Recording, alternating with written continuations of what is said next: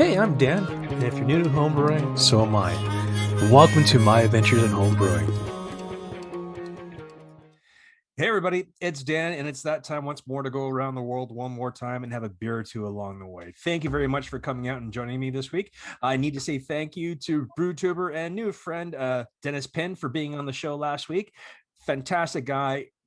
Folks, if you ever get a chance, go check out the BrewTubers on YouTube.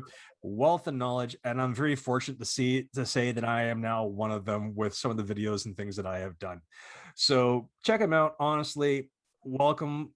It's pretty much an international group, guys. Honestly, any question you have, they'll answer it. This week, we're very fortunate to have a local homebrew shop that I've been dealing with in Toronto a lot lately because I've been finding that their service, not only customer service and getting back to me and just overall being patient with my OCD has been fantastic. And I'm talking about the Toronto Brewing Homebrew Shop down in Toronto. And we're fortunate to have the owner, Zack, with us. Zack, how you doing, bud? Good. Thanks for having me. No, I appreciate you taking the time out of your day. I know you guys are very busy, especially with the new storefront opening up. How's that going? It's going really well. We're open and we're excited to be on Geary Avenue and have a bottle shop there as well. Oh, fantastic. So how about you tell us a little bit about yourself and how Toronto Brewing came to be? In short, about 10 years ago, I fell out of love with my cubicle job and in love with beer and brewing at the same time. And I think before I bottled my first batch of homebrew, I knew I just wanted to do it full time. And one thing led to another, and I started up a little homebrew supply store, basement, garage style. And fast forward, we've now got a second store and working with 20 other people. So it's grown a lot since then. Oh, fantastic. So I think we're going to delve into today a little bit of what you guys are seeing for changing trends and say like maybe beers or even equipment that are coming along the lines. Because I know when I first started way back in the early or late 90s. Yeah, I'm old. Things have changed drastically. So now when I first started, it was always you crack open a can of liquid malt, you put it in a pot, you boil it, dump it in a bucket, swamp cool it, and hope to God it works.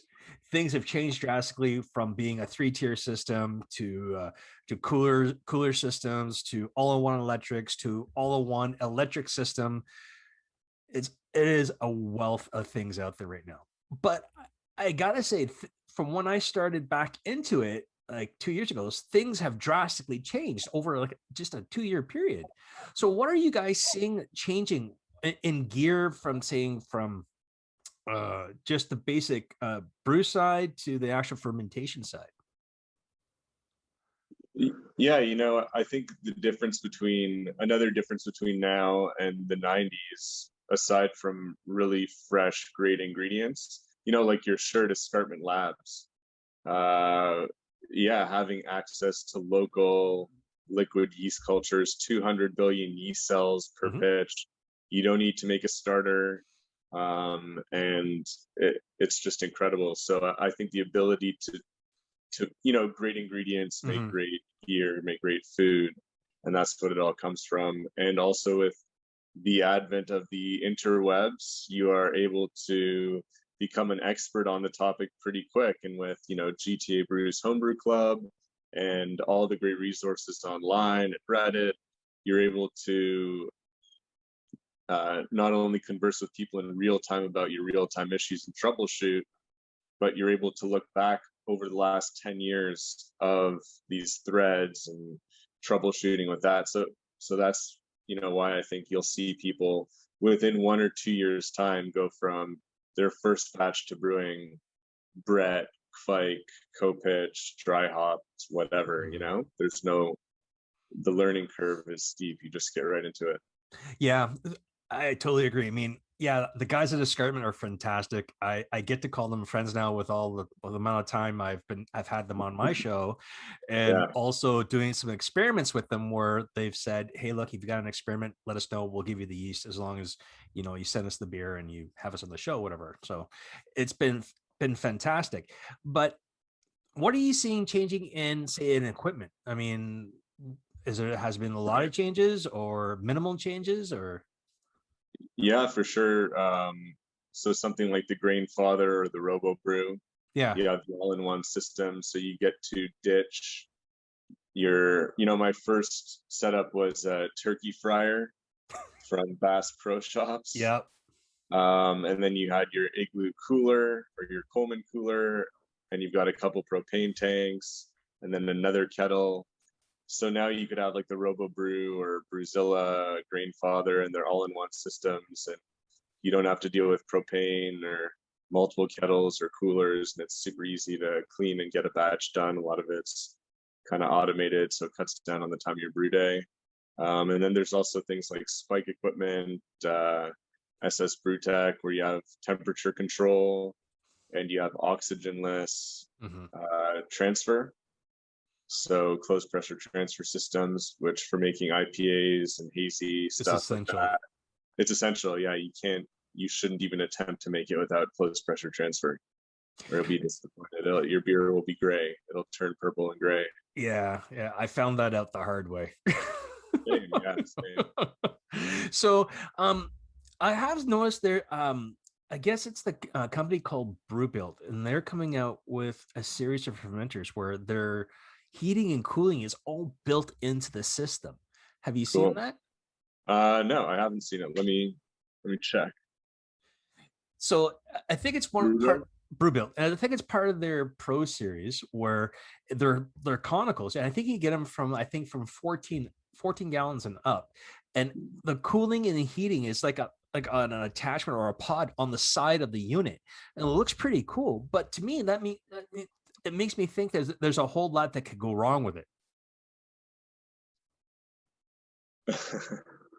Yeah, as long as it's modular, and you can just pop it off and pop on a fresh one if it. Yeah, I don't think so. Version, I see it's X1. X2, X2 will have the modular system that you can just pop on and off the glycol chiller, it seems. Yeah, that's the only issue with the Brewzilla and the Grainfather is the heating element is like built in, which isn't a good thing. You want it to all be modular, so you could just unscrew something, swap stuff out. Swap it out. Yeah, I fried the board on my Robobrew, like, cause I had the Gen 3, and I was right in the middle of a brew day, and all I heard was a big womp, and I'm like, oh, there was no power, no nothing. I'm like, okay. I was like, why am I smelling this? Took it all apart after I saved the beer, hopefully, and the board was completely fried. It fried the board, it fried the screen. I'm like, oh no. So I tried to replace the screen and the parts like it says, because everything else was working, and still no joy. I kept getting an error code and I couldn't clear the code. So yeah, Grainfather 3-year warranty. I can't afford a Grainfather. You can't afford not to get a Grainfather. Okay, well, I got a Brewzilla now. Yeah. The Brewzilla is great value. So you got the Brewzilla after the Robobrew. Oh, so you're good. Great. Oh yeah. I mean, I didn't need to have like Wi-Fi and Bluetooth and all that, because I usually, when I'm doing my brew day, I'm usually hanging out in the garage anyway, just so I can have my mental health time away from my family. Because everything right now with lockdown, you need that little bit of time just to yourself to keep your sanity. Yes, I understand. So what have you seen for drastic changes in the homebrew world? I think people are just getting really advanced. I'm always surprised by the systems people get. People go all in, and people aren't afraid to invest in a nice piece of equipment. Like the Robobrew is an investment, the Brewzilla, and people are doing that. And before it was maybe piece together everything for as cheap as you can. And now I think that's still part of the spirit of the hobby, but I think people definitely want to treat themselves or um, buy something that they know will help them brew great beer, Yeah. great equipment, great quality equipment, great beer, and just making the process easier. And yeah, aside from ingredients, I think just more advanced equipment. You got the closed pressure transfer. You've got high pressure fermentation. You've got all this stuff. So all the equipment's out there. Like the spike stuff is pro equipment. It's the exact same tank, but just really really small. I gotta say, the Flex Plus that I got from you guys is working fantastic. I've already put it through its paces, but now that I've got the cooling coil and everything for it, and I've got everything, the coils for all the tanks I have, I get to use my glycol chiller finally. So I'm Nice. looking forward to that, because I got the Ice Max 4 from Brewbuilt, so everything's all the pumps, everything are all already built into it, and each tank has its own individual controller, which is kind of nice. Awesome. So things are going to go a little bit better when it comes on the temperature control side. So we'll see what happens. But what are you seeing people buying more of? Is it like all-in-one electric systems? Is it three tier? Is it the three vessel systems? Because I know a lot of people have their own comfort zones. Like some people Mhm. like having that HLT where they can control it and do whatever, or like the all-in-one where it's just one vessel to clean, the vice 2 or 3. What are you seeing people buy a lot of? Yeah, people definitely buy a lot of grain fathers, Robobrews, a lot of spike stuff. Yeah, people are definitely into those, and I brew on the grain father myself. Mm-hmm. It reinvigorated my desire to brew after having, being kind of fatigued by the all of the equipment. Um, 2 propane tanks, a burner, a couple of kettles, the cooler. It's a lot. So the Robobrew and Brewzilla and Grainfather are fantastic, and I think a lot of people are starting to go that way, especially when they're looking to upgrade to the next level or even downgrade from a 15 or 10 gallon setup. It's a great way to go. It's Mm-hmm. really really easy and easy to clean, great repeatability, and yeah, then they transfer to like the Spike Flex, Spike Conicals, SS Brewtech, and you've got all the temperature control, brew built stuff like that. I think that's really great because it comes down to fermentation temperature Yeah. control and control of the yeast and really dialing that in, and also getting it in and out of the fermenter is important as well. So, what was it? You gotta forgive me. Every now and then, I've got those moments where it's right there. I'm gonna ask a question, and then it's gone. Falling on my head one too many times, jumping out of planes. Sorry, just give me a minute. But what are some of the things that you find people are doing wrong when it comes to getting into the hobby? I mean, are people a little too gung ho and just spending a lot of money and they're like, I don't know what I did wrong, and then scrap it all and get frustrated and move away? Or are they asking questions before they actually go and buy everything? Yeah, people ask us a lot of questions. Anyone who works at Toronto Brewing will tell you people really they see what they are looking for, and then that's really part of the the reason why homebrew shops exist. You need to have people to talk to and talk through all this equipment and just make sure you're getting the right thing and getting everything and all these little parts and things like that. So I think people don't do a lot of stuff wrong. People research really thoroughly, and as long as you research thoroughly, you ask a lot of questions. Um, eh, Everyone at Toronto Brewing's there to, help you out and make sure you're not buying. We're like a fiduciary in that we're here with your best interests, so you don't buy any more or any less than you should. Mm-hmm. You know. Is there anybody that you've had to scale back? Yeah, sometimes people come in and they're looking at the grain father and they're like, it's a little intimidating. And you say, you could definitely just get by with the cheapest kettle and a nylon bag for $5 and brew your Mm. first batch. So, just get the first batch. You might screw something up anyways, or boil the grain or something like that. So just get it under your belt and get it done, and then do some research and take the next step. So one thing I have been seeing is that because I've been really wanting to get the 65-liter Brewzilla. Yeah, Really want to get my hands on that thing, big but guy. it's not certified for Canada. And it seems to be there's a lot of things that are not being certified to be used in Canada. Is there any particular reason why? Is it because like the Money. Americans want everything to be held there, or is there anything here in Canada that we can have that's equivalent to that stuff? It just costs money. Okay, Uh, that's yeah, it costs money. So sometimes they're just like, well, I don't know how many 60-liter Bruzillas we're going to sell. So is it worth the investment to get it certified and the time investment to get it certified in Canada? right. It's already certified in the States. We're 10 million people or 30 million people. There's 300 Yeah, something like people. So I just don't think people sometimes it's just not on the top list of things to do for people. right. Because I know where I am in Ottawa, there's a lot of us that want those bigger systems because it makes it easier for when we do things like like say like imperial or big beers that are high ABV. Because sure, I can do it in my little Robobrew, but would have to do it like half batches to get what I need. Vice Exactly. one batch with all the grain that I need, one go and stop. And the fact that it's like you need that 220 input is also kind of hard because then you got to get things wired into your house and whatnot. But I can understand because that's drawing a lot of power. You need 220. Yeah. Yeah. Yeah.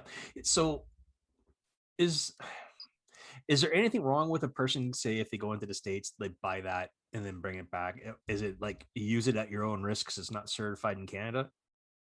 Yeah, official corporate statement from Toronto Brewing is only use certified electronics that have been certified for use in Canada.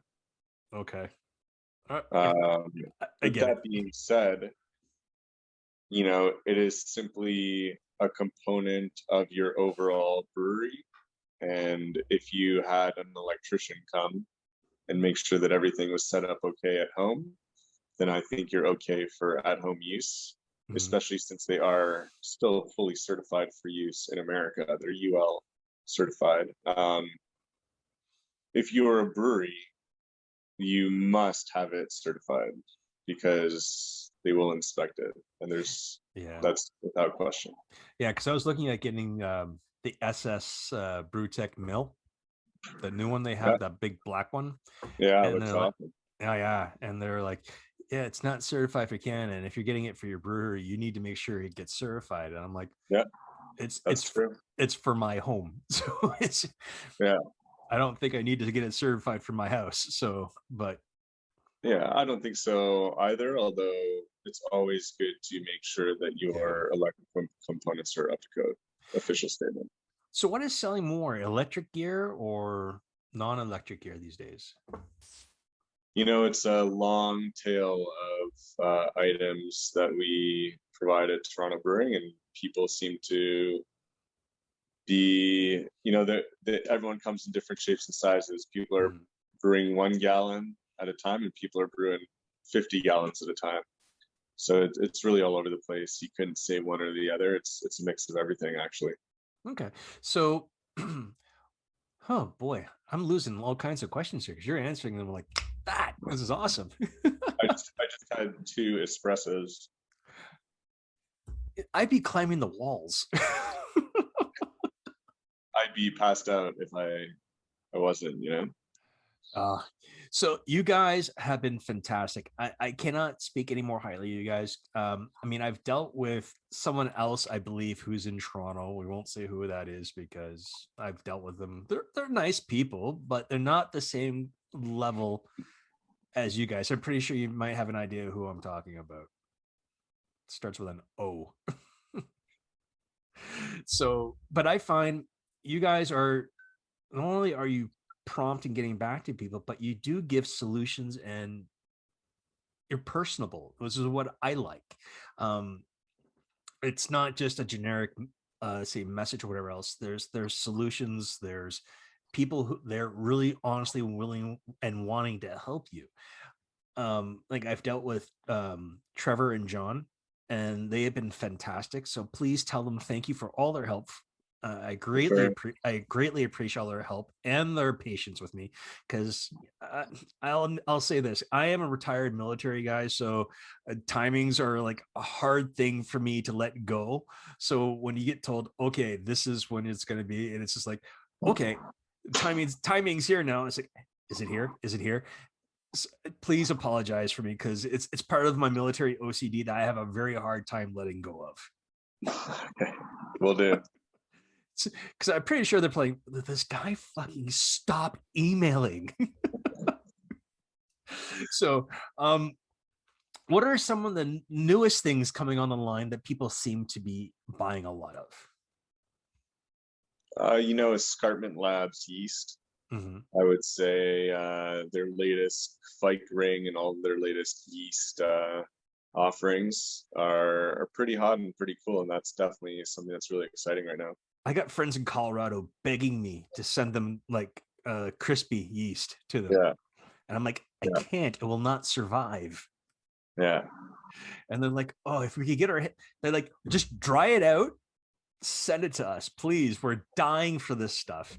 Because like, I guess escarpment is just starting to service along the border states with yeast that are close to us, like down through New York and a few other places.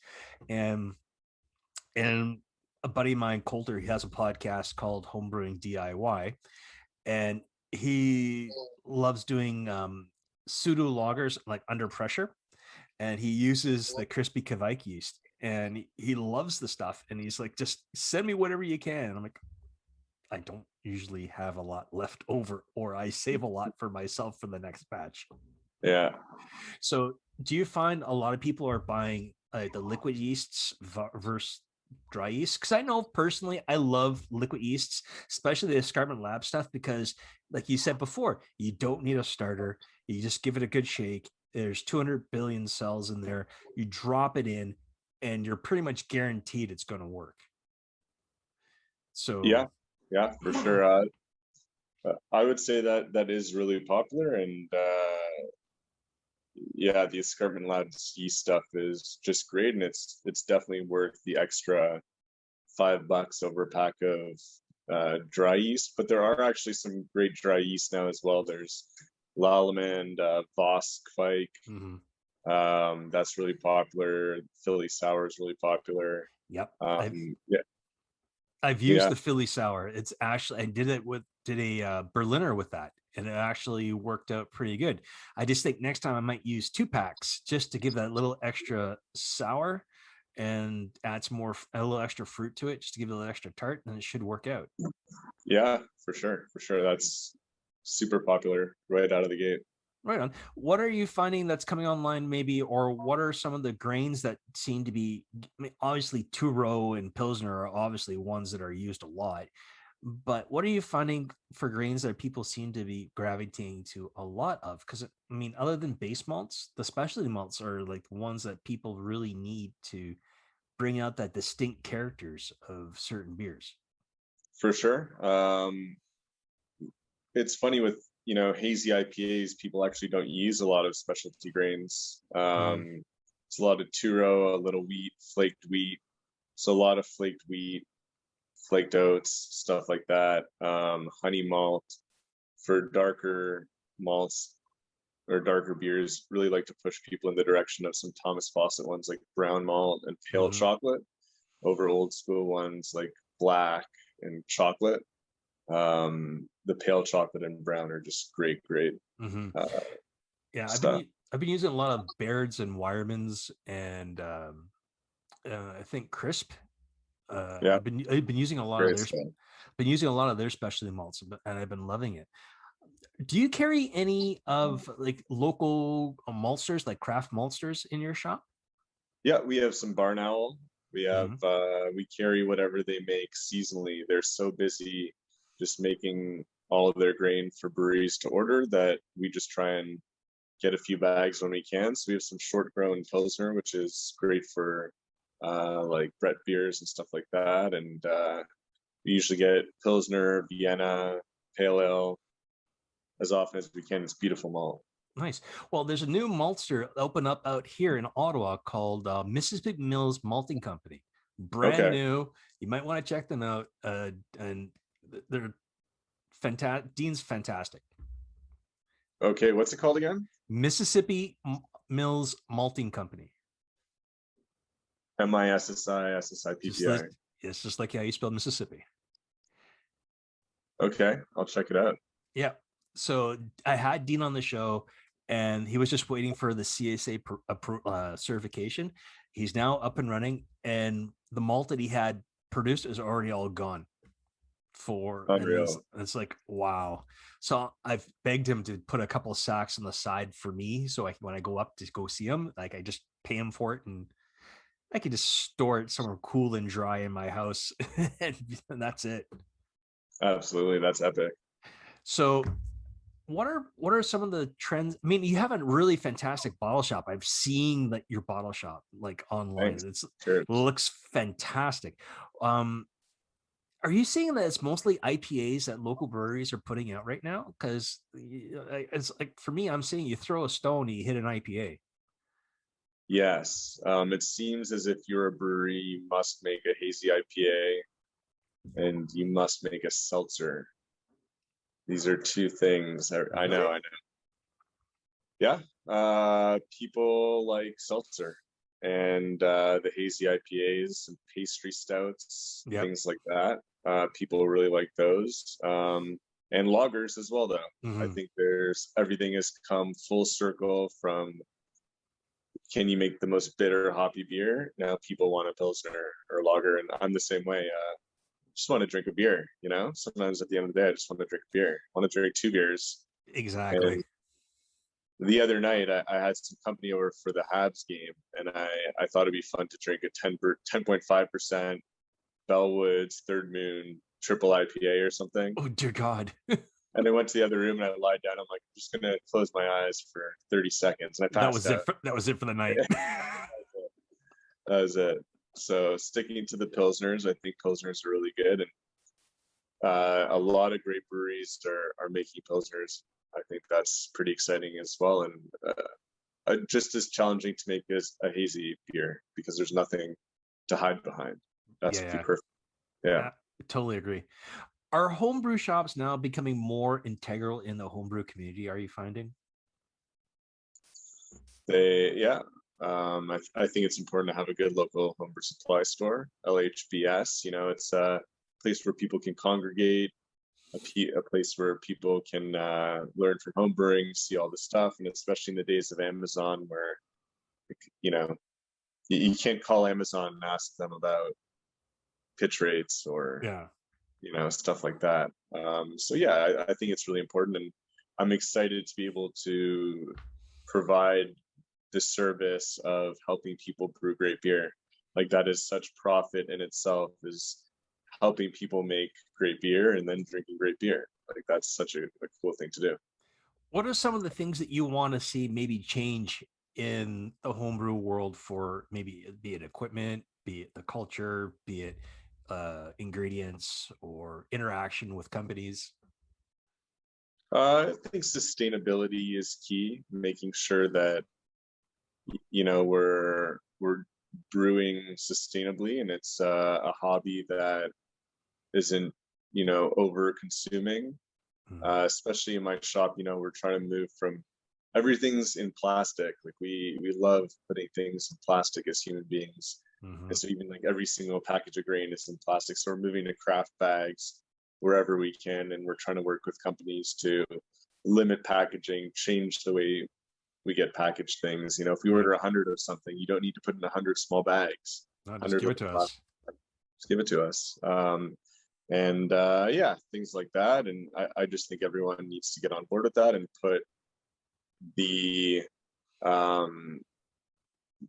the survival of the planet and rehabilitation of the planet at the forefront of your mission and of being a company. and your purpose, because no planet, no beer, no water, no beer, Yeah. uh, no bees, no pollination, none of this stuff happens. So, and also it's just our planet. Like you gotta save it. So you gotta make sure. I think that's what I would like to see out of everyone. And everyone needs to get on board with that and work together to do it. Absolutely. Absolutely. Excuse me. Oh, now the cat's out of my throat. So, um, are you guys going to be doing the? I think you ran the GTA or were a part of the GTA Brew Slam. I think a year or so ago. Yes. Yeah, we've been the title sponsor for a few years, and we host the beer drop off, so you can drop off your beer as a drop off location. And yeah, so that is going to be done as well. I had some correspondence with Eric Kuzno, the founder, and we're going to be doing some sort of Zoom judging thing. Nice. Yeah, it's happening. It's happening in some new form. Nice. Cause I just did the national homebrew competition for the American homebrewers. And I was just like, oh, this is going to be fun. Then I saw how many people entered. They had like 26,000 bottles to go through. Yeah. That was nuts. Yeah, So that's pretty crazy stuff. Oh yeah, I mean, I gave 4 beers, 2 did well, 2 did bad. I'm like, it's all good. But the idea of trying to get something out of that, just seeing that 2 beers were like they did from 1 star to 5 stars. I had 2 beers hit 4 stars. That made me feel good. So I'll take it. I'll take it. Thanks, man. For sure. So, is there anything that you think people should know about for anything that's up and coming, or anything that they should look at for their home breweries that they should maybe for equipment they should have? Equipment that you should have. A stir plate is always great if you're doing large beers. If you're brewing a double IPA or New England IPA and you want to just use 1 pitch of liquid yeast or 1 pack of dry yeast, ramping up with a stir plate is really important. Inkbird temperature controller. Mm-hmm. If you just have, a simple setup, you can turn any fridge into a temperature control chamber for like $50. So that's pretty good. And also try and get into water chemistry. No. That's the final frontier. It's the most scary part. Daunting, intimidating. It's daunting, but just watch a few videos online and try and it's just like salt and pepper on a steak, right? And seasoning. If you look at a recipe, you're like a teaspoon of cumin. What? but but when you start getting into it, you see what everything does and how it's just salt and pepper for your beer, and it's not difficult at all. And with a little bit of equipment and watching a few YouTube videos, that will take your beer from 4 stars to 5 stars. That's what makes the 5-star beer. You're not going to get to 5 stars without it. Okay. Good to know. That's it. All right. So is there anything else you want to pass on to anybody? I would just say, I think it's such a great hobby now. I think it's given people an opportunity to, especially during these times, to find a source of passion and energy and expression and creativity. I think it's really fun. So just go all in, and if you're thinking of making it, there's never been a better time to turn it into your passion and start your own business. And as someone who's turned it into a hobby into a business, I highly recommend it. It's a labor of love, and yeah, go for it. Start your brewery, ramp up your home brewery, start your podcast, start your collaborations, whatever you're doing. Just go for it and go all in. Double down. Nice. Awesome. Triple down, even. triple IPA, sure. Zach, thank you very much for your time today, bud. I greatly appreciate it. I know you're a busy guy. I will not keep you. Guys, if you ever get a chance, and if you're in the Toronto area, and you are a home brewer, this is the store to go to. Check out their 2 locations. You will not find a better group of guys to help you out. One, to get you kitted out. 2, to help you make sure you're going in the right direction. And 3, to make sure you don't screw things up. If you do, it's not their fault, it's yours. Don't worry about it. We've all been there. So again, guys, thanks a lot for coming along for a ride and a beer or two along the way. And stay tuned, because probably we're going to be doing a live show probably in and around maybe the 2nd of July with Horst Dornbusch, who is the absolute authority in all things German beer. So guys, thanks a lot, and we'll see you on the other side. Thanks, Dan.